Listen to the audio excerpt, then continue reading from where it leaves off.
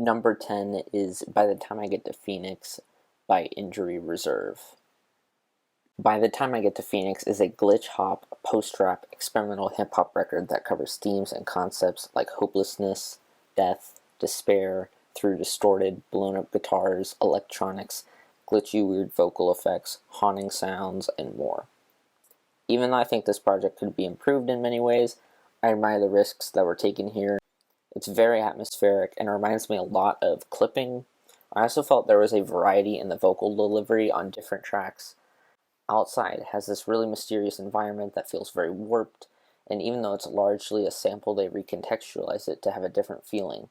Superman That has this distorted guitar sample with glitch effects played with these great vocals by Richie using auto-tune that actually really complements his vocals in this track.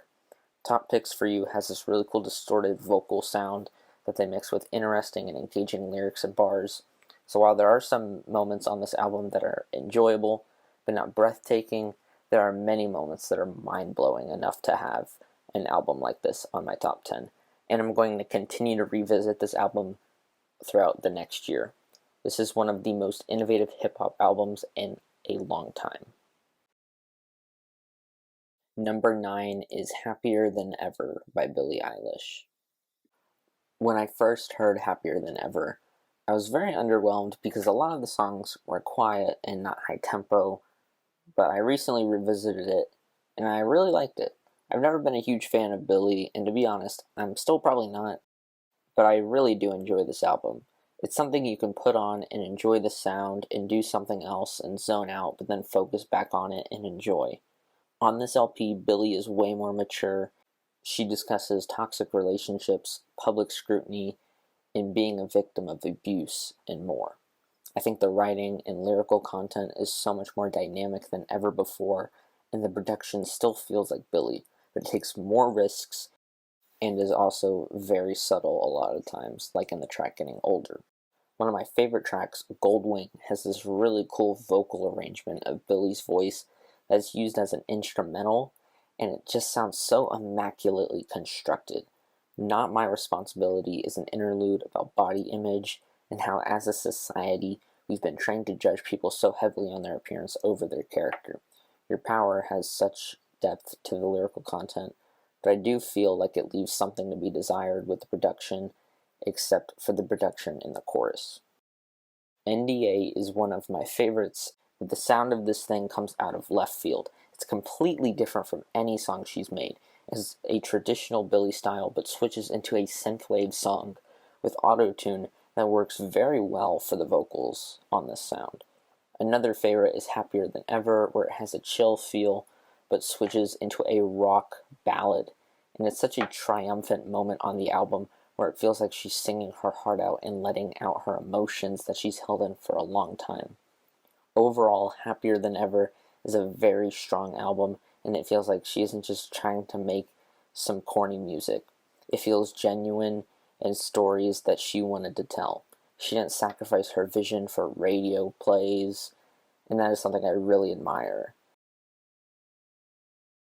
Number 8 is Observatory by Eon Station. Observatory is such an enjoyable indie rock album that admittedly isn't super innovative, but it's not derivative either. It has many shifts in sound and over the course of the 10 tracks. It makes me nostalgic of 90s to 2000s indie rock. It has nice vocals, fantastic production with a mix of electronics, pianos, hard-hitting drums, and electric and acoustic guitars. The vocals in Queens remind me of Gerard Way's vocals, and it has a bombastic ending. This album has many elements of folk, rock, and indie rock. Better Love gives me chills with great vocal ranges and guitar heroism. If you enjoy bands like The Killers, Arcade Fire, American Football, you'll probably enjoy this record. This album feels emotional, and not because of the lyrics necessarily. It's because of the perfect mix of vocals and production that just has so many mind-blowing moments and explosions of sound that hits many emotional highs. Number 7 is Call Me If You Get Lost by Tyler, the Creator. I'm not the biggest fan of Tyler the Creator. Flower Boy amazed me when I first heard it, but it's shrunk on me over time. I thought Igor was really boring, but Call Me If You Get Lost takes the best elements from all of his records and puts them together and then adds some new elements. Tyler's flow is amazing here. The album flows incredibly well. Each track leads into the next one. It feels like a gradual change instead of just one song ending and the next one starting. There are some certified bangers here, like Corso, which has heavy bass drops. Tyler sounds so hungry here, and he has great flow. There's a lot of color and vibrancy to this LP, and it has a summery vibe that I really enjoy. While there are a few tracks that I'm not a huge fan of, I enjoy the variety of moods that this could be played with. Lemonhead uses a phone ringing sound effect in a cool way. Manifesto goes hard. What's Your Name? Hot Wind Blows has this island feel. Overall, it's just a great album, and I think it's Tyler's best work. Number 6 is Mercurial World by Magdalena Bay. In a world where most internet indie pop is derivative, Magdalena Bay comes in with a new LP that crosses so many bridges of different genres, and they put their own spin on them. They put some late 90s, early 2000s internet vibes into some of the tracks without being overly reliant on the nostalgia factor. It's just a small bonus. The album has a DIY feel while still sounding quality. The production on the vast majority of the songs is pristine. While this album does have a big emphasis on fun, they cover topics like digital privacy and anxiety and how online audiences can feel entitled to information about a celebrity's private life and themes like that. All of this is accompanied by airy vocals and cool synths that form some really good pop electronic songs. The End and Mercurial World serves as an introduction and setting up the world for the album and the feel of it. Secrets has this very groovy bass line and it's kind of chill. You Lose has a fantastic video gamey sound that's 8-bit rock and has a great chorus with heavily bit-crushed electric guitars. The airy vocals also add a lot here. It's a really fun rock song and is something that's akin to Anamanaguchi. Something for Two is one of my favorites here because of the vocal performance. Mika's vocals definitely had more impact than on other songs. There's a reverberated electric guitar that helps make this song have a nighttime drive feel, but that might just be me. It leads into Cherry, which is also a banger that has this thumping electronics that have a club or house feel, and while most of the song repeats the same verses and choruses for the majority of the track, as it goes on, it starts to feel like there's more emotion, and at about the midway point, it builds up to this heavy explosion that feels worth the wait. Hysterical Us is this very happy daytime disco song with a lush production and smooth vocals. It's catchy and fun to sing to. Prophecy has a similar feel to like a poppy song, but it's more R&B with this lo-fi orchestral production and feels very existential lyrically. Follow the Leader has these ghostly, mysterious vocal bits with this really cool production of heavy drums and low-fidelity vocals. Dream Catching is a song about having a bucket list and wanting to experience the world with that special person in your life. A lot of this song is spoken word that I think works really well, especially when paired with those synths and claps. Towards the end, it starts to feel like it's kind of breaking apart or becoming more distorted in a good way. Overall, I think this LP has great flow and pacing. It keeps things fresh with the genre hopping while still having a distinct sound, and I like not knowing what would be next. Easily one of the most fun, unique, and alternative pop albums of the year. Number 5 is An Evening with Silk Sonic by Silk Sonic. An Evening with Silk Sonic is truly a great record. Nothing here is necessarily innovative, but it's enjoyable from beginning to end. It's a celebration of sound. Every single song is fantastic on this record. The sound palette doesn't vary much, but there are different elements and vocal styles that keep the album interesting. This album is definitely a grower. It took 4 listens for me to love this. It is so much fun to sing along to. Each song is very memorable and catchy. It's fun and it's happy without being superficial. This oozes a 70s R&B style.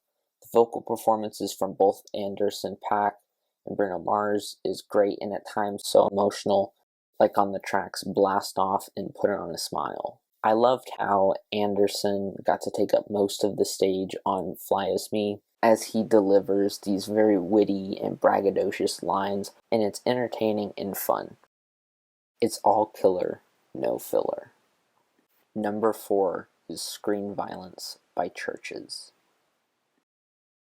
Screen Violence starts out with an incredible opening, Asking for a Friend. It's a mix of droning synths, claps, and vocals until it swells up into an explosion of synths and electronics and this really addictive and catchy hook and melody. This song is easily my favorite off of the album.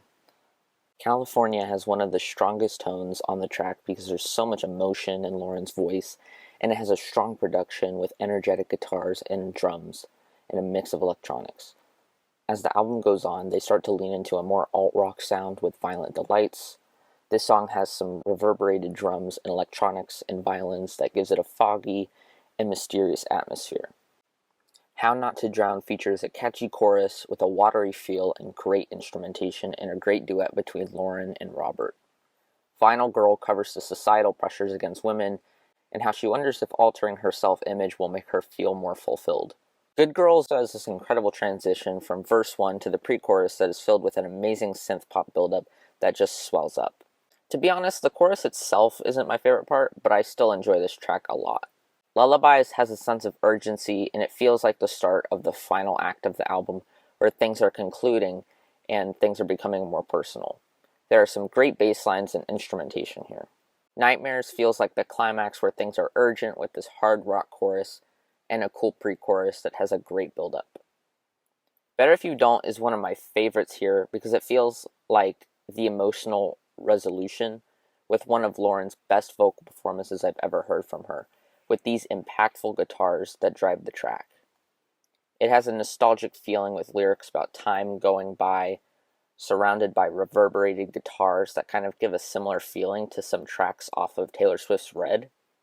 I think it's a strong closer to a strong album.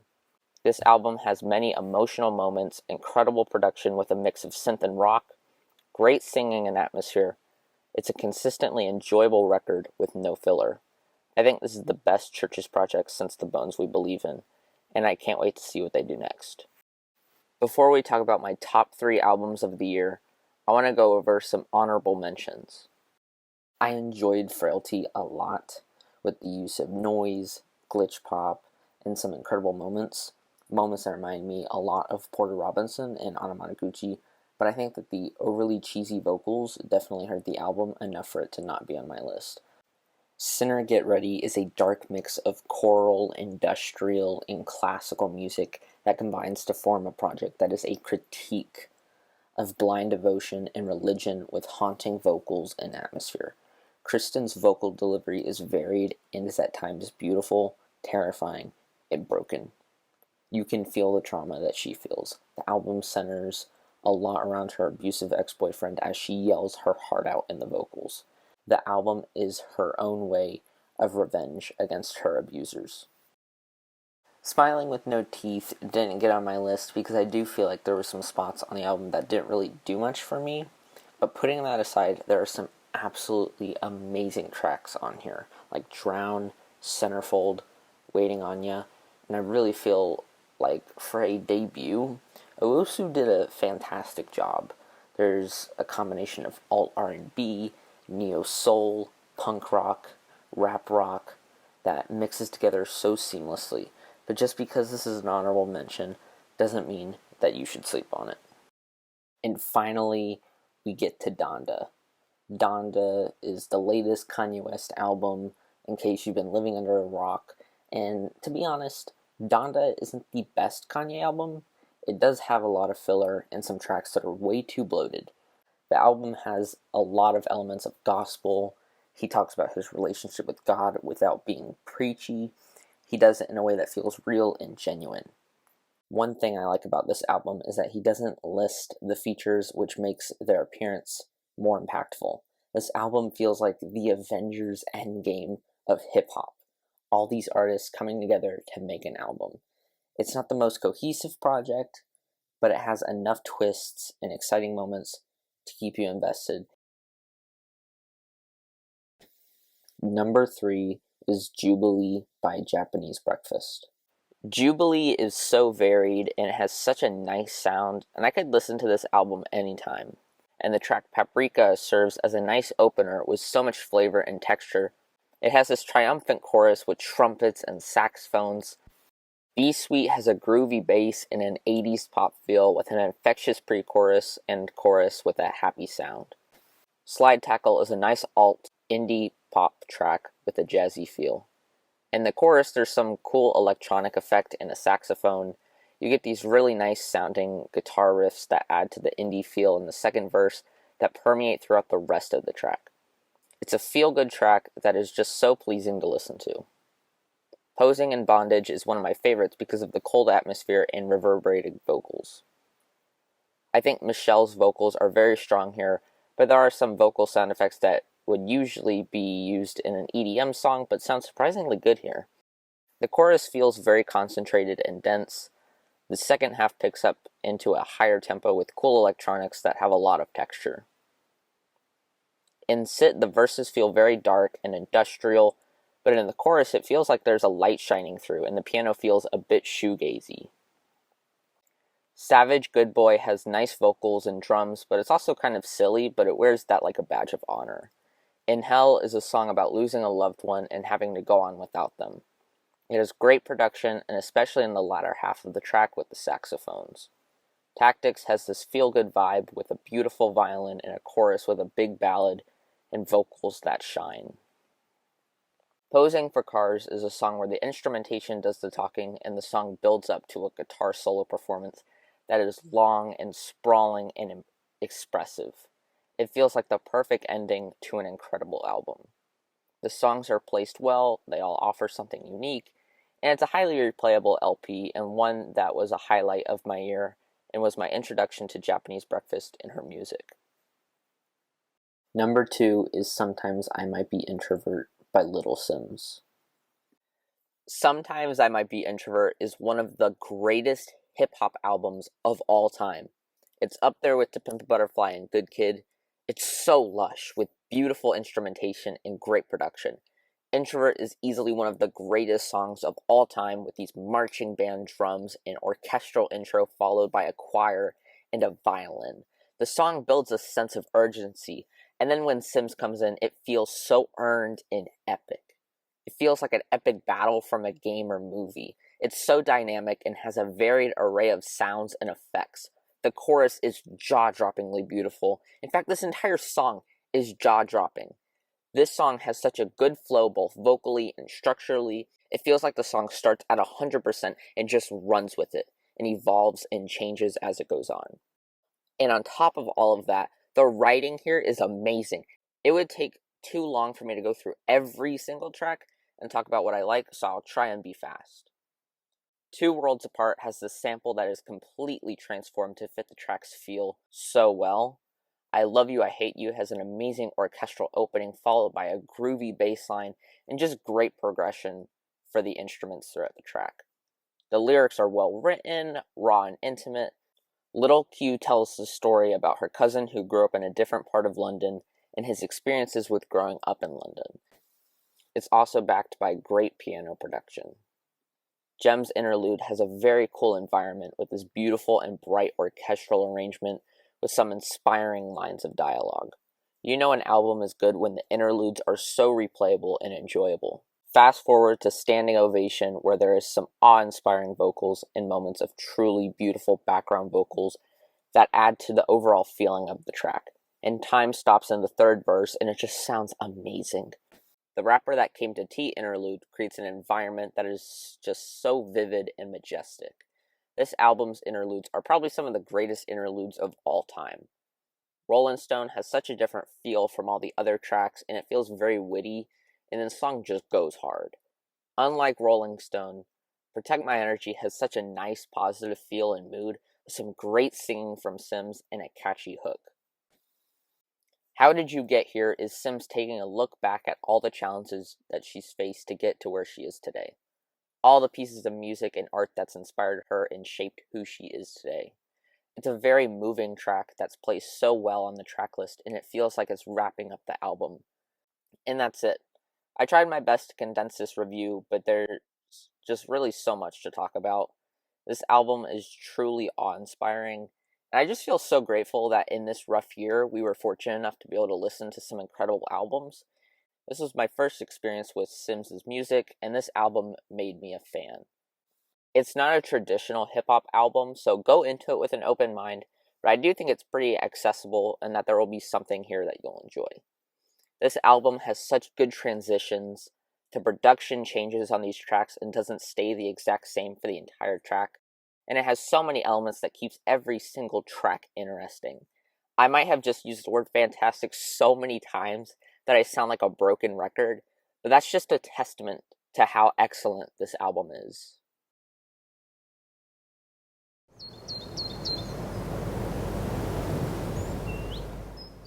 Nurture by Porter Robinson is my album of the year and one of my favorite albums of all time. I discovered Nurture on my own too, and I wasn't super familiar with Worlds, but I heard one song from it.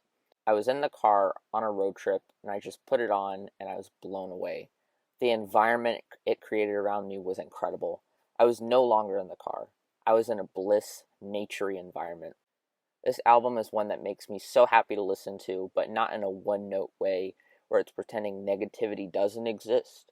It addresses themes like self-doubt and depression in an emotional way that's inspiring with an incredible production and world building in mirror. Porter has always been an innovator in the electronic space since 2012 with his single language and in 2014 with Worlds. In those projects, he focused on making fantastical worlds to help you transport yourself into them and escape your real life issues, even if it's just for a little bit. But with Nurture, he made an album where it's not necessarily focused on escaping into other worlds, but instead appreciating the one that you're in. It's a beautiful album with lush production and feel. The writing is good. It could be better, but it's not bad by any means. But I'll say it's better than the writing on Worlds for sure. This album is one that made a difficult year a little bit easier, and this album worked as a nice escape for me and whenever I listen to it. By the end of it, I feel calmer and less anxious, which is something that I would say is necessary for this year. This album is the most magical album I've heard in a very, very long time. It's enchanting and absolutely fantastic. Porter breaks boundaries and experiments a ton here. Dulcite is a song that feels like it's struggling to put all of its sounds into a cohesive sound, but it just can't, until the midway point where everything comes together for a beautiful, enigmatic world-building experience. Porter Robinson has evolved and come such a far way in his career, and I can't wait to see where he goes next. So those are my top albums of 2021. I know my Nurture review was kind of short, but I do eventually want to do like a video that's just dedicated to Nurture and just dissecting the entire album where I'll talk about my favorite tracks and all of that stuff. I think 2021 was one of the best years for music in a long time, and I cannot wait for next year.